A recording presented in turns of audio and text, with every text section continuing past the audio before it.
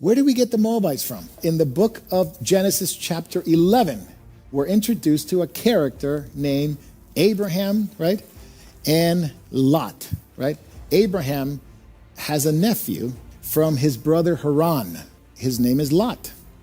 And when Abraham leaves the Ur of the Chaldeans, or God calls him from Babylon, basically, to Israel, to the land of promise, right? Call them Hebrews. He crossed over. He brings with him Lot. And Abraham really loved Lot. He really cared for him. But then when we see Lot again, he goes to Sodom. He goes to Sodom and Gomorrah. He goes to the Jordan Valley. You can see it was a beautiful place. The reason why they parted ways was because the shepherds of Lot and the cattle of the shepherds of Abraham got into a fight because there was, they were trying to graze in the same area, and they finally parted ways. It's, look, you can't shepherd, your shepherds can't shepherd where my shepherds are. We're going to have to part ways.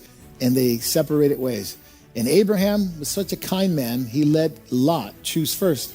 So tell me where you want to go. And Lot looked across, and you could imagine, he looked down at that Jordan Valley. Kind of an interesting thing, because where was Lot living at the moment? It was in Sodom.